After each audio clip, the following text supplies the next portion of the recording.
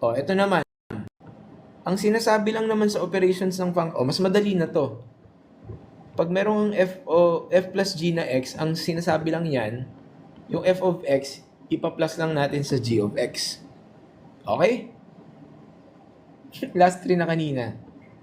So, anong gagawin ko dyan? Ipa-plus ko lang yung 2x minus 1 tsaka x squared plus 3. Kuha ba? So, ano mangyari? 2x minus 1, ipa-plus ko lang sa x squared plus 3. O, sabi sa inyo, madali lang eh. O, anong sagot niyan? X squared plus 2x, negative 1 plus 3 is plus 2. So, the answer is letter A. Uy, lobat na ako. O, letter A na naman. Pag nag-end yung live, basta pag nag-end yung live, ibig sabihin, lobat na ako. Nakatakas na. Wait na.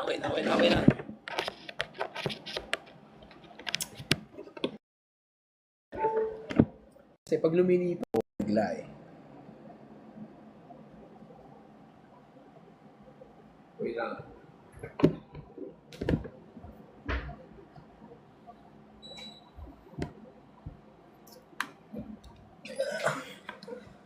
Para kaming nakakulong. Sir, tama na. Paano yung substitution? O sige, bigay lang ako ng sample. Paano yan kapag may values na? O. Ano yung sagot natin? Letter A, di ba? Paano yan kapag may values na? Madali lang to itindihin. Diba f plus g of x? Paano pag tinanong what is f plus g of 2? Ano gagawin nyo? Stop the car. Yung 2, isa-substitute ko na dito. Nagets ba? Kasi function pa lang yan eh. Yung 2, kung gusto nyo nang may value na, yung 2, isa-substitute ko na dito. So 2 squared plus 2 times 2 plus 2. Puro 2 ah. 4 plus 4 plus 2. So the answer is 10. Nakuha nyo kapag may number na? Oo. Masaya na. O, sige, another sample lang. Gamitin natin yan. O, ganyan kayo dapat nagre-review. Paano pag ganito na yung tanong? Ganyan. Paano pag f of 2 plus g of 3? Sige nga, paano nyo sasagutan to? Magluluto ka ba, Yana? Magluto ka habang nakikinig. So, f of 2 plus g of 3. So, ang f of 2, anong gagawin ko? Isa-substitute ko tong 2 dito sa f of 2x. Kasi nga f siya, di ba? F. Hindi naman siya g. F siya. So, ang gagawin ko dyan, yung f of 2 muna, isosolve ko. So, ang f of 2 dito isosolve sa 2x minus 1. So, magkakaroon ako ng 2 times 2 minus 1. Which is 4 minus 1, 3. Okay? Tapos, yung g of 3 naman, isaan ko isosubstitute? Dito naman sa x squared plus 3. Kasi nga, g siya, hindi siya f. Nagigets nyo?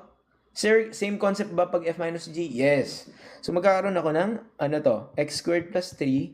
Diyan ko isa-substitute yung 3. So, 3 squared plus 3, the answer is 12. So, babalikan ko to. Ano yung f of 2? 3. Ano yung g of 3? 12. The answer is 15. O, di ba? Nakuha? Sobrang dali ng functions. Gets nyo na? Wala na magkakamali sa functions, ha? Yes, sir. Gets na. Gets, chicken? Okay, thanks. Punpo. Gets. Sana puro ganyan sa upkat. Siyempre, isang point lang yan sa upkat. Next. Ito. Yan. Medyo challenging ako, pero madali lang yan. Madali lang yan. Wow, nuggets ulam mo. Anong sabi?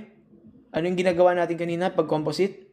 Ito, pinapasok sa G. Tapos yung entire na to, ipapasok ko sa F. So, ang mangyayari lang dyan, yung G pala, pinapasok sa F.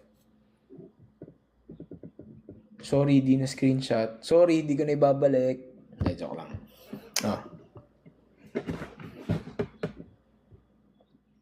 1, 2, 3, 4. Lunch na, edi kumain ka na. Hindi, joke lang. Saglit lang, last na. Wala pa nga 12 eh. Hindi pa naman nagre-ring yung bell Hindi pa naman lunchtime Hindi naman recess Oh, ano mangyari? Yung G ipapasok natin sa F.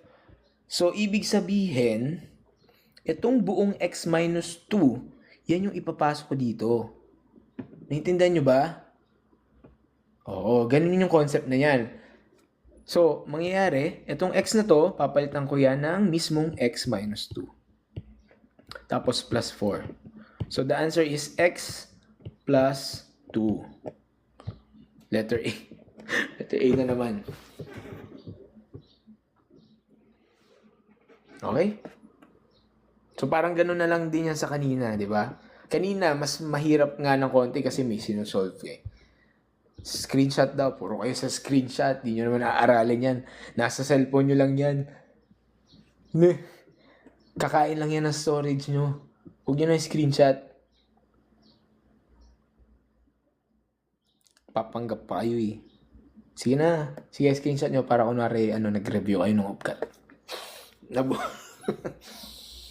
Yung screenshot nyo, di-delete nyo din naman yan. Ano ba, bigla kayo nanood ng concert, biglang nag-storage full. Delete.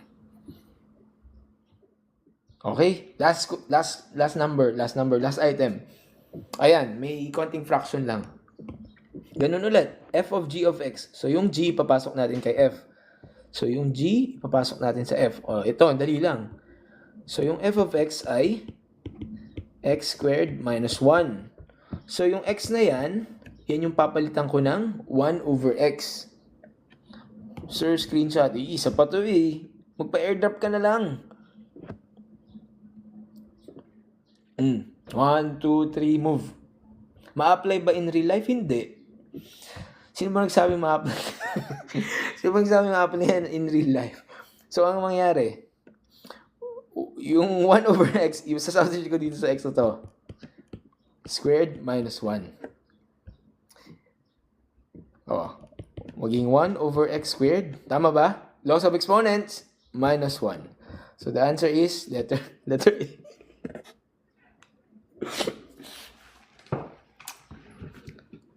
Diba? Yun naman gusto nyo marinig na sagot Ma-apply ba yan, sir, sa buhay? Hindi. O di hindi. Real talk. Diba? Pero, kailangan nyo yan para sa upcut. Okay na. Sir, walang airdrop sa my phone. Wala bang airdrop doon? Adi, share. Tapos na. Kumain na kayo. 12 na. Okay na? Okay. Sige. Yung mga gusto mag-join ng Discord, meron tayong Discord.